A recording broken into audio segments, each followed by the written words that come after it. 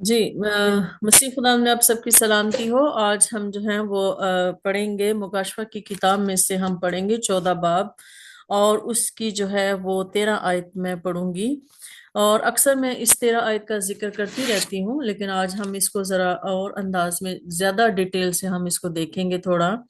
اس پہ غور کریں گے۔ پھر میں نے آسمان میں سے یہ آواز سنی کہ لکھ، مبارک ہیں وہ مردے جو اب سے خداوند میں مرتے ہیں۔ روح فرماتا ہے بے شک، کیونکہ وہ اپنی محنتوں سے آرام پائیں گے اور ان کے اعمال ان کے ساتھ ساتھ ہوتے ہیں۔ خدا ان کے کلام کا پڑھا اور سنا جانا ہم سب کے لیے باعث برکت ہو۔ یہاں پہ لکھا ہے کہ پھر میں نے آسمان میں سے یہ آواز سنی کہ لکھ۔ لکھنے کا مطلب یہاں پر یہ ہے کہ جو بھی چیز جو بہت ہی ضروری بات ہے، ہمیشہ خدا اپنے لوگوں کو کہتا ہے کہ اس چیز کو نوٹ کرو، اس کو لکھو، تاکہ بہت سارے لوگوں کے لیے وہ گواہی بھی ہو اور بہت سارے لوگوں کے لیے وہ مشعل راہ بھی ہو، جس سے خدا کا کلام ہمارے لیے لکھا گیا۔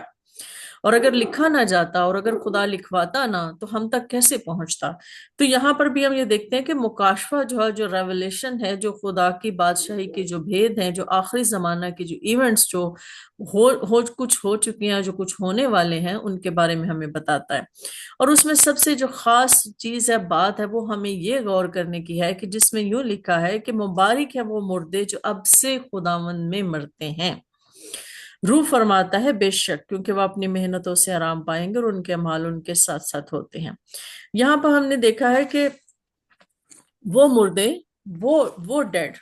اب ایک چیز یہاں پر ہم نے غور کرنی ہے کہ مردے مطلب کیا مطلب ہے، مردے کا جو خداوند میں مرتے ہیں۔ پہلے ہم یہ جانتے ہیں کہ اگر ہم اس کا فزیکل یا لٹرلی اگر ہم اس کا مطلب لیں تو اس کا مطلب یہی ہے کہ ہاں، جو لوگ خدا یسوع مسیح پر ایمان لاتے ہیں اور جب وہ مر جاتے ہیں، جب وہ اس دنیا سے چلے جاتے ہیں، تو یعنی کہ ہم پھر یاد رکھتے ہیں کہ ہاں، وہ شخص خداوند میں تھا، اس نے خداوند کو قبول کیا، اس نے اپنی ساری زندگی خداوند کے ساتھ وفاداری سے گزاری۔ تو پھر ہم جو ہے اس پہ بات کرتے ہیں کہ ہاں، وہ یقیناً جب خدا یسوع مسیح آئیں گے تو اسے مردوں میں سے زندہ کریں گے، ہم یہ رکھتے ہیں۔ لیکن ذرا ہم اس کو اور ڈیپ اگر اس کے میننگ میں جائیں تو ہم یہ دیکھتے ہیں کہ مرنے کا مطلب جو ہے وہ کیا ہے۔ تو میں نے آپ کو بتایا تھا کہ میرے عزیزو، جس طرح سے ہم پچھلے دنوں میں بات کر رہے تھے بیٹریل اور ڈسٹرکشن کی، ابومینیشن آف ڈیسولیشن، اور میں نے آپ کو بتایا کہ ابومینیشن آف ڈیسولیشن جو ہے وہ بیٹریل اور ڈسٹرکشن ہے۔ بیٹریل اور ڈسٹرکشن کا مطلب وہ لوگ ہیں جو ہیں تو خدا کے، لیکن خدا کو دھوکہ دیتے ہیں ابلیس کے ساتھ مل کر۔ ابلیس ان کے اندر گھس کر جو ہے وہ ان کو ایسی ایسی مطلب اپنی طرف لے آتا ہے، جس کے سبب سے جو ہے وہ خدا کے راہ سے وہ پھر جاتے ہیں اور وہ جو ہیں وہ بٹرے کرتے ہیں، یعنی خدا کے ساتھ وہ غداری کرتے ہیں۔ اس کے بعد جو ہے جب وہ غداری کرتے ہیں تو ان کی ڈسٹرکشن شروع ہو جاتی ہے، ان کی تباہی شروع ہو جاتی ہے۔ تو مکاشفہ میں آپ نے 42 منتھس کا جو ٹائم پیریڈ ہے وہ آپ نے دیکھا ہوگا کہ وہ 2-3 جگہ پر 42 منتھس کا ٹائم دیا گیا ہے۔ تو میرے عزیزو، اگر ہم یہ دیکھیں، اس پہ غور کریں گے، ابھی ہم نے پورا مکاشفہ کو پڑھا نہیں ہے، اس لیے ہمیں اس میں اتنی ڈیٹیلز میں بیان نہیں کر سکتے، لیکن یہ ہے کہ ہم کہہ سکتے ہیں کہ 42 منتھس جو ٹائم پیریڈ ہے وہ جو ہے ڈسٹرکشن کا ٹائم پیریڈ ہے، بیٹریل کا ٹائم پیریڈ ہے۔ یعنی اس بیسٹ کو، جو حیوان ہے، جو سمندر سے نکلتا ہے، جو زمین سے نکلتا ہے، وہ چرچز میں گھستا ہے اور اس کا کام جو ہے وہ کرنے کا ٹائم پیریڈ ہے کہ وہ اپنا کام اس ٹائم پیریڈ میں کرتا ہے۔ جیسے کہ اگر ہم سب جانتے ہیں کہ ہم نے دیکھا کہ ہاں، ہیکل تعمیر ہوگی، تیسری ہیکل تعمیر ہوگی، اس میں پھر کوئی اینٹائی کرائسٹ کھڑا ہوگا۔ تو اینٹائی کرائسٹ کو ہم کیا کہیں گے؟ اگر دوسرے لفظوں میں کہیں تو وہ بیسٹ ہے، وہ حیوان ہے، اور وہ حیوان اور بیسٹ جو ہے وہ فالس پرافٹ ہے۔ وہ فالس پرافٹ جو تینوں مل کے کام کرتے ہیں، مطلب کہ وہ جو کہلاتا تو خداوند یسوع مسیح کے نام سے ہے، لیکن وہ پریچنگ کچھ اور کر رہا ہے، وہ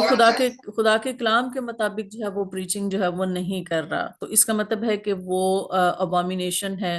اور وہ ڈسٹرکشن کر رہا ہے اس چرچز میں کھڑے ہو کے۔ تو میرے عزیزو، یہ ایسا نہیں ہے کہ ہیکل بنے گی اور ہیکل میں کھڑا ہوگا، ایسا نہیں ہے۔ ہیکل ہم جو ہیں، اگر ہم کہیں کہ ہم مقدس ہیں خدا کا، تو ہم ہیکل ہیں، اور جو چرچز ہیں وہ بھی ہیکل ہیں، کیونکہ وہاں پر خدا کی عبادت ہوتی ہے۔ تو کیونکہ ہمارا جو تعلق جو ہے وہ یروشلم کے ہیکل سے نہیں ہے، ہمارا تعلق جو ہے وہ اسپرچول ہیکل سے ہے، یا ہم یہ کہیں کہ ہمارا تعلق چرچز سے ہے یا بلڈنگ سے نہیں ہے۔ ہمارا تعلق اس جماعت سے ہے جو خدا کے ساتھ چلتی ہے۔ ہمارا تعلق ان لوگوں سے ہے جو خدا کے ماننے والے ہیں، جن کو ہم عام لفظوں میں کہہ دیں کہ ایماندار لوگ، راست باز لوگ، یا بلیورز ہم کہہ سکتے ہیں۔ لیکن اب چرچز میں اور کنگریگیشنز ممبرز میں بھی بڑا فرق ہے، ڈینومینیشنز میں بھی فرق ہے، ان کی تعلیمات میں بھی فرق ہے، بہت کچھ جو ہے وہ فرق ہے۔ تو میرے عزیزو، ہمیں جاننے کی ضرورت ہے کہ کون سا صحیح اور کون سا غلط ہے۔ ہم اس سوچ میں نہ رہیں کہ ہیکل تعمیر ہوگی تو پھر اس میں اینٹائی کرائسٹ کھڑا ہوگا، ایسا نہیں ہے۔ اینٹائی کرائسٹ پہلے سے ہی چرچز میں کھڑا ہے، وہ بیسٹ وہ کام کر رہا ہے۔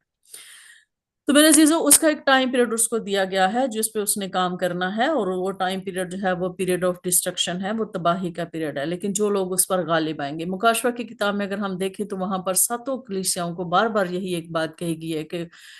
مبارک ہے وہ جو غالب آئے۔ اس کے ساتھ بلیسنگز بھی دی گئی ہیں کہ یہ بلیسنگ اس کو ملے گی، مبارک ہے وہ جو غالب آئے، مبارک ہے وہ جو یہ نہیں لکھا کہ پورے چرچ کو بلیسنگز ملیں گی یا پوری کلیسیا کو بلیسنگز ملیں گی، نہیں، اس میں لکھا ہے کہ جو غالب آئے گا۔ تو یہاں پر ہم یہ جو ہمارا آج کا ٹاپک، اس میں ہم نے دیکھنا ہے کہ خداوند میں جو مرنا ہے اس کا کیا مطلب ہے، خداوند میں مرنے سے کیا مراد ہے۔ تو خداوند میں مرنے سے مراد یہ ہے کہ اگر ہم دیکھیں پالوس رسول کو دیکھیں، یا ہم رومیو کے خط میں دیکھیں، تو رومیو کے خط میں پالوس رسول بات کرتا ہے۔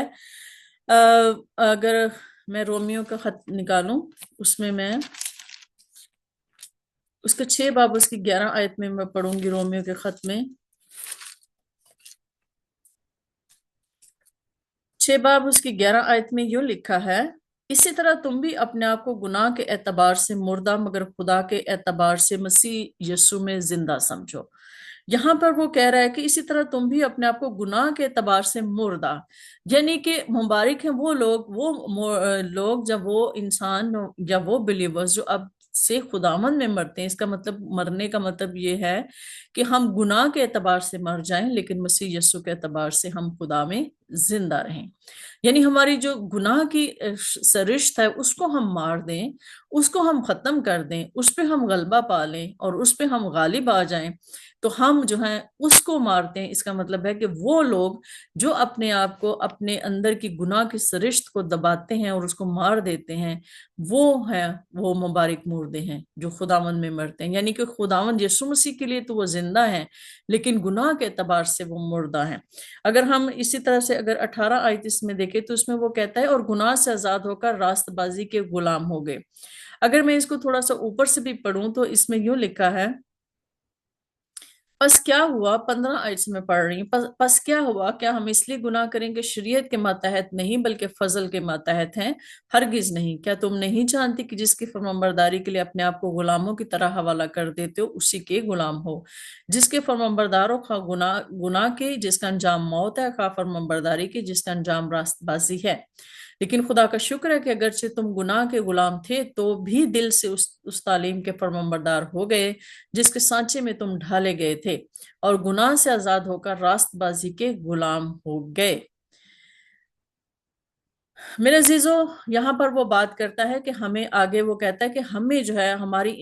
تمہاری انسانی کمزوری کے سبب سے انسانی طور پر کہتا ہوں، جس طرح تم نے اپنے اعضاء بدکاری کرنے کے لیے ناپاکی اور بدکاری کی غلامی کے حوالہ کیے تھے،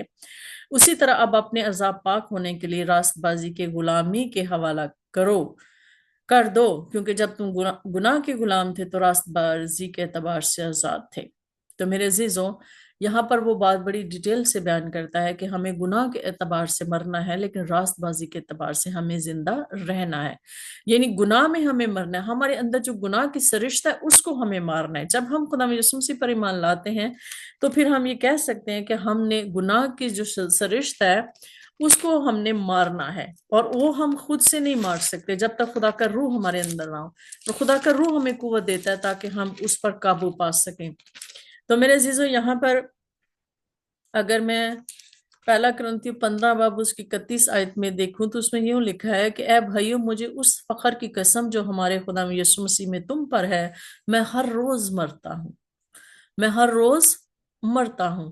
مطلب وہ کہہ رہے ہیں کہ میں جب خدا یسوع مسیح میں آیا ہوں، جب سے میں خدا یسوع مسیح میں آیا ہوں تو میں ہر روز مرتا ہوں۔ اب ہر روز مرنے کا مطلب یہ نہیں کہ وہ کہہ رہا ہے کہ میں فزیکلی مر رہا ہوں، या मेरी जान निकल जाती है फिर वापस आती है आती है जाती है, ऐसा नहीं है।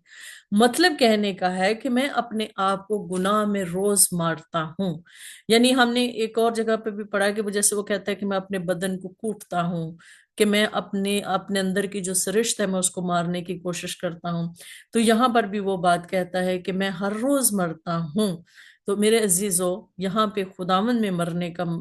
के मरने या मुर्दे, वो मुर्दे जो अब से खुदावन में मरते हैं, का मतलब यही है कि जब हम गालिब आ जाते हैं अबलीस की सारी कुव्वतों पर, अबलीस की सारी साजिशों पर, और उस पर जो हम उसको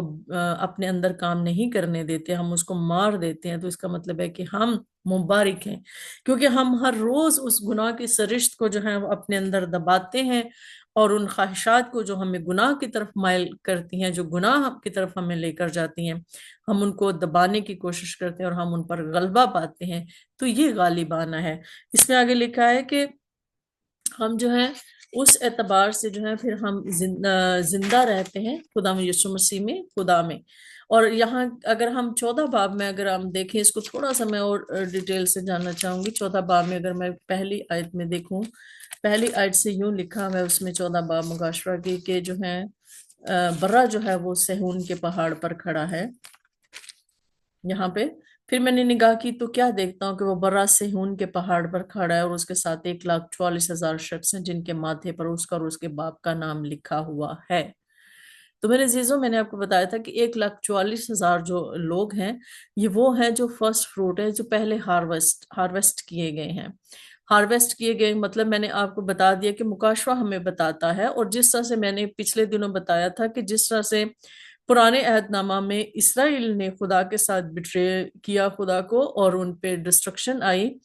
और उसके बाद जो न्यूज जो स्पिरिचुअल इज़राइल है, इसमें भी यही होगा कि वो भी खुदा को बिट्रे करें और वो भी खुदा को जो है धोखा दे रहे हैं और उसमें डिस्ट्रक्शन है। और जब उस पीरियड के बाद जो है, जो अगर आप 7 कलीसियाओं के बारे में पढ़ लें तो उसमें मैंने आपको कहा है कि उसमें लिखा है कि जो गालिब आएगा,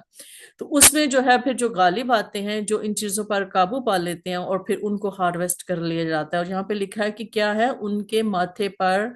जिनके माथे पर उसका और उसके बाप का नाम लिखा हुआ। तो सील का मतलब मैंने आपको बताया था कि मोहर का मतलब क्या है। मोहर का मतलब यह है कि हम जिसकी मलकियत है, जिसकी हम पोजेशन है, उसकी स्टैंप हमारे माथे पे लगी है, उसका नाम हमारे माथे पे लिखा हुआ है। तो जब हमारे माथे पे जो है बाप का नाम है और बर्रा का नाम है, तो इसका मतलब है कि हमारी सील जब उसकी लगी है, उसके नाम से हमारे माथे पे सील लगी है, तो हम उसके और हमें हार्वेस्ट किया गया है। तो जब हम गालिब आ जाते हैं तो फिर हम हार्वेस्ट कर लिए जाते हैं, और हम उस जो है माउंट जायन में खड़े होने के काबिल हो जाते हैं जिस पर बर्रा खड़ा है। इसके बाद एक और बात यहाँ पे लिखी हुई है कि रूह फरमाता है बेशक। देखिए यहाँ पर डबल जो है वो इसकी बात की गई है कि डबल गारंटी दी गई है इस बात की, और रूह भी इस बात की तायद करता है कि हाँ ऐसा ही है कि वो लोग मुबारक हैं क्योंकि वो अपनी मेहनतों से आराम पाएंगे। तो मेरे अजीजों, हम सब जानते हैं कि खुदा ने 6 दिन काम किया और 7वें दिन सब्बत जो है आराम का दिन है। तो यहाँ पे अगर इब्रानियों के खत में हम पढ़े तो इब्रानियों के खत में लिखा हुआ कि खुदा ने उनको आराम में दाखिल नहीं किया था, इसलिए वो दूसरे आराम की बात करता है। जैसे हम कहते हैं कि बनी इसराइल कौम को खुदा ने कनान के मुल्क में लेकर गया, मुसीबतों से परेशानियों से उनको निकाला और उनको वहां पर बसाया, और उनको वहां पर दुश्मनों से आराम दिया और दुश्मनों से उनको सुकून दिया, और वहां पर उस मुल्क में वो सुकून से रहने लगे। लेकिन उसके बाद क्या हुआ कि उनके बाद खुद ही धोखा देने के सबब से जो है वो फिर उन पर जो है मुसीबतें और परेशानियां आई। लेकिन यहाँ पर हम ये देखते हैं कि आराम का मतलब क्या है। जैसे खुदा कहता है कि हाँ, वो मेरे आराम में दाखिल होने ना पाएंगे इब्रानियों के खत में, इसका मतलब यह है कि हम खुदा की उस बादशाही में दाखिल नहीं हो पाएंगे अगर हम खुदा के साथ जो है वफादार नहीं रहेंगे और अपने आप को रोज हम मारेंगे नहीं और गालिब नहीं आएंगे। तो क्या करेंगे कि वो आराम पाएंगे। जैसे कि इब्रानियों के खत में वो कहता है कि अगर उसने उनको दाखिल कर लिया होता तो वो कभी भी दूसरे आराम की बात ना करता, कभी भी वो उनको ये बात ना कहता कि मतलब आज अगर तुम यहाँ पे लिखो, इब्रानियों के खत में से मैं पढ़ रही हूँ, ये 3 बाब में से उसमें यूं लिखा है उसकी 3 आयत से मैं पढ़ रही हूँ। मैंने अपने गज़ब में कसम खाई कि ये मेरे आराम में दाखिल ना होने पाएंगे। गो बनाए आलम के वक्त उसके काम हो चुके थे, चुनांचे उसने 7वें दिन के बाबत किसी मौका पर इस तरह कहा कि खुदा ने अपने सब कामों को पूरा करके 7वें दिन आराम किया, और फिर इस मकाम पर है कि वो मेरे आराम में दाखिल ना होने पाएंगे। बस जब ये बात बाकी है कि बाज उस आराम में दाखिल हों और जिनको पहले खुशखबरी सुनाई गई थी और वो नाफरमानी के सबब से दाखिल ना हुए, तो फिर एक खास दिन ठहराकर इतनी मुद्दत के बाद दाऊद की किताब में उसे आज का दिन कहता है, जैसा पेशतर कहा गया, मगर आज तुम उसकी आवाज सुनो तो अपने दिलों को सख्त ना करो। और अगर यशवा ने उन्हें आराम में दाखिल किया होता तो वो उसके बाद दूसरे दिन का जिक्र ना करता। बस खुदा की उम्मत के लिए सब्बत का आराम बाकी है। तो सब्बत का आराम का मतलब है अब्दी नजात, अब्दी आराम, अब्दी जिंदगी है। ये है मतलब आराम जो खुदा का कलाम हमें ये सिखाता है। तो मेरे अजीजों, मतलब यह है कि वो लोग जो रोज खुदावंद में मरते हैं, रोज खुदावंद में जीते हैं, वो ईमानदार लोग जो गालिब आने की कोशिश करते हैं, रोज अपनी ख्वाहिशात को दबाते हैं और फिर खुद गालिब आते हैं, वो खुदा के आराम में दाखिल होंगे। और उन मुर्दों के बारे में लिखा गया, मुर्दा मतलब मैंने कहा है कि फिजिकल डेथ नहीं है। ठीक है, हम इसको फिजिकल भी मीनिंग ले सकते हैं कि हाँ, जो खुदावंद में रह के इस दुनिया से जाता है वो उसको जिंदा किया जाएगा। लेकिन इसका मीनिंग यह है कि पौलुस रसूल कहता है कि हमें रोज अपने आप को मारना है, ताकि हम गुनाह के एतबार से तो मर जाएं, लेकिन मसीह यस्सु में खुदा बाप में हम जिंदा रहें। तो मेरे अजीजों, अगर हम यिर्मयाह 31 बाब, जैसे में हमने पढ़ा, बहुत दफा मैंने ये पढ़ा है, मैं मत्ती की इंजील उसके 13 बाब में अगर हम पढ़े तो 13 बाब में खुदा यीशु मसीह जो है पूरे जो बादशाही के भेद हैं, वो तमसीलें हैं जो खुदा की बादशाही के बारे में वो बयान करते हैं। और रेवलेशन अगर हम 14 में आ जाएं तो रेवलेशन 14 जो है ये भी नजात की बात कर रहा है, ये भी खुदा की बादशाही की बात कर रहा है। और मैंने आपसे कहा है कि वो लोग जो अब गालिब आ चुके हैं, और जब 7वां नरसिंगा फूंका जाता है, तो मैंने आपसे कहा कि 7वां नरसिंगा जो है वो साल्वेशन का नरसिंगा है। और 7वां नरसिंगा जब साल्वेशन का नरसिंगा है तो उसमें यूं लिखा है, यहाँ पे 14 बाब में मैं पढ़ती हूँ 6। फिर मैंने एक और फरिश्ता को आसमान के बीच में से उड़ते हुए देखा, जिसके पास जमीन के रहने वालों की हर कौम और कबीला और अहले जुबान और उम्मत के सुनाने के लिए अब्दी खुशखबरी थी। और उसने बड़ी आवाज से कहा, खुदा से डरो और उसकी तमजीद करो, क्योंकि उसकी अदालत का वक्त आ पहुंचा है, और उसी की इबादत करो जिसने आसमान और जमीन और समंदर और पानी के चश्मे पैदा किए हैं। तो मेरे अज़ीज़, यहाँ पर हम ये देखते हैं कि फरिश्ता जो है सल्वेशन, उस अब्दी नजात की खुशखबरी जो है वो दे रहा है। लेकिन अगर हम पीछे इसमें देखें, एक चीज यहाँ पे मैं आपको दिखाना चाहती हूँ।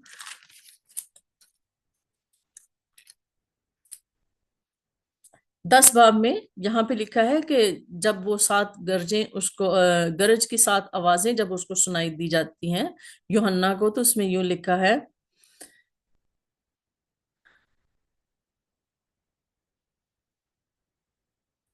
और जब गरज की सातों आवाजें सुनाई दे चुकी तो मैंने लिखने का इरादा किया, और आसमान पर से ये आवाज आती सुनी कि जो बातें गरज की इन 7 आवाजों से सुनी हैं उनको पोशीदा रख और तहरीर न कर। और जिस फरिश्ता को मैंने समंदर और खुशकी पर खड़े देखा तो उसने अपना दाहिना हाथ आसमान की तरफ उठाया, और जो अब्दुल जिंदा रहेगा और जिसने आसमान और उसके अंदर की चीजें, जमीन और उसके ऊपर की चीजें और समंदर और उसके अंदर की चीजें पैदा की हैं, उसकी कसम खाकर कहा कि अब और देर ना होगी, बल्कि 7वां फरिश्ता की आवाज देने के जमाना में जब वो नरसिंगा फूंकने को होगा। ये मैंने आपको बताया कि 7वां नरसिंगा। तो खुदा का पोशीदा मतलब उस खुशखबरी के मुआफिक जो उसने अपने बंदों नबियों को दी थी पूरा होगा। तो मेरे अजीजों, ये एक पोशीदा राज है, ये एक छुपा हुआ राज था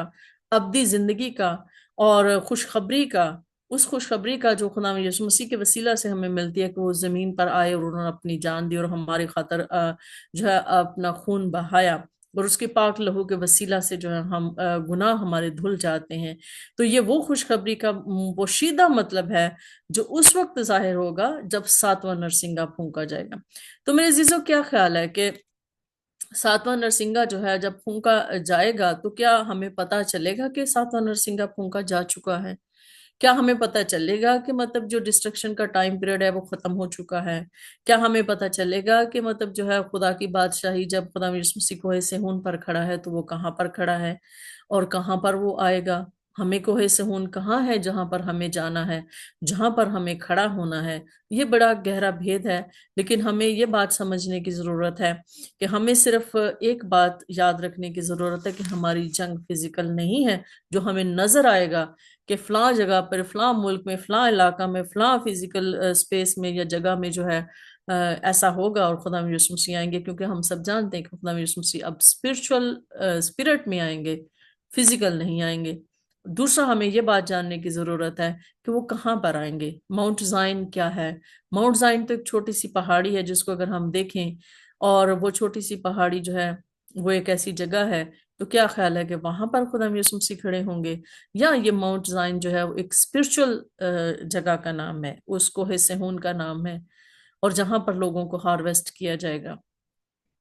میرے عزیزو، یہ باتیں بہت ہی گہری اور سمجھنے والی ہیں، جن کو ہمیں ہمارے لیے سمجھنا بڑا ضروری ہے، کیونکہ اگر ہم اسی انٹرپریٹیشن پہ جائیں، ہم انہی باتوں پہ جائیں جو ہم اتنے سالوں سے جن پر ہم کھڑے ہیں اور جن کی ہمیں تعلیم دی گئی ہے، تو شاید ہم داخل نہ ہو سکیں گے۔ تو اس لیے ضروری ہے کہ ہم پہلے اس چیز کو سمجھیں کہ بیسٹ کون ہے، سمندر کا حیوان کون ہے، زمین کا حیوان کون ہے، اور وہ کس طرح سے ڈسٹرکشن کر رہا ہے، اور کس طرح سے ہم خدا یسوع مسیح میں جو ہے اپنے آپ کو مار سکتے ہیں، اور کس طرح سے ہم غالب آ سکتے ہیں، اور یہ ساری چیزیں ہمیں جاننے کی ضرورت ہے۔ تو میرے عزیزو، جب ہم خدا یسوع مسیح کا کلام اپنے دلوں میں رکھتے ہیں اور اس کے مطابق اپنی زندگی گزارتے ہیں اور اپنے آپ کو روز مارتے ہیں اور روز ہم جیتے ہیں، تو پھر ہم جو ہیں اس میں جب ہم رکھتے ہیں by keeping the word enter the glorious Sabbath with God, تو ہم پھر اس آرام میں داخل ہو جاتے ہیں جس کا خدا یسوع مسیح نے اور خدا نے وعدہ کیا ہے کہ میں تمہیں اپنے آرام میں داخل کروں گا۔ تو میرے عزیزو، آگے لکھا ہے کہ وہ ان کے اعمال کے ان کے ساتھ ساتھ ہوتے ہیں۔ تو اعمال وہی ہیں جو ہم نے اچھے کام کیے، اور میں نے آپ کو ایک دفعہ پہلے بھی بتایا تھا کہ گڈ ڈیڈز ناٹ مینس کہ بائبل گڈ ڈیڈز کو یہ نہیں کہتی کہ ہاں نیکی کی جو ہم انسانیت کے لیے کرتے ہیں اس کا ہماری راست بازی سے کوئی تعلق ہے، ایسا نہیں ہے۔ وہ تو ساری قومیں ہی کر رہی ہیں، وہ انسانیت کی خدمت تو ساری قومیں کر رہی ہیں، سبھی لوگ کر رہے ہیں۔ اور وہی لکھا ہے کلام، جیسے پولس رسول بیان کرتا ہے کہ وہ قومیں بھی نیک کام کرتی ہیں جو شریعت کو اپنے دلوں پر لکھا ہوا ظاہر کرتی ہیں۔ یہ کام تو سبھی لوگ کر رہے ہیں، انسانیت کی خدمت، کھانا پلانا، یہ وہ ہر چیز کرنا۔ لیکن اعمال، ہمارے اعمال کیا ہیں؟ سب سے بڑھ کر یہ ہے کہ جب ہم خدا یسوع مسیح پر ایمان لاتے ہیں، خدا یسوع مسیح خدا کا کلمہ ہے، اور خدا یسوع مسیح کا کلام ہمارے لیے جو ہے وہی کلام ہے جس پہ ہمیں عمل کرنا ہے۔ تو اگر ہمارے چرچز میں وہ لوگ شامل ہیں جو ہماری کلیسیوں میں، ہماری صفوں میں وہ لوگ شامل ہیں جو ہمیں غلط پریچنگ کر رہے ہیں، تو میرے عزیزوں، ہمیں یہ بات یاد رکھنے کی ضرورت ہے، اور ہمارے کام بھی ان جیسے ہی ہیں، تو پھر ابھی ہمارے کام، وہ اعمال وہ نہیں ہیں جو ہمارے ساتھ ساتھ جائیں گے۔ وہ اعمال جو ہم نے خداوند کے کلام کے مطابق کیا، ہمیں غالب آنا ہے۔ غالب کس پر آنا ہے؟ غالب ہمیں اس بات پر آنا ہے کہ ہمیں ابلیس جو ہم پر، ہمیں اسپرچل ہماری جنگ ہے، جو ہمیں مطلب جو ہے وہ ورگلانے کی کوشش کرتا ہے، جو غلط پریچنگ ہمارے اس میں گھس چکی ہے اور ہمارے اس میں داخل ہو چکی ہے، اس پریچنگ کو مطلب جو ہے ہمیں دیکھنا ہے کہ ہم کس طرف جا رہے ہیں، ہمیں اس پر غالب آنا ہے۔ اور وہ اعمال ہیں ہمارے، اور ان کے اعمال ان کے ساتھ ساتھ ہوتے ہیں۔ تو میرے عزیزو، خداوند ہمیں اپنی پہچان دے، خدا باپ ہمیں اپنی پہچان دے، اور کلام کے گہرے بھید جو ہیں وہ ہمیں سیکھنے میں مدد دے، تاکہ ہم ان ساری باتوں پر غالب آ سکیں۔ تو خداوند ہم سب کو اس کلام کے وسیلہ سے برکت دے، آمین۔ آمین۔ بہت خوبصورت کلام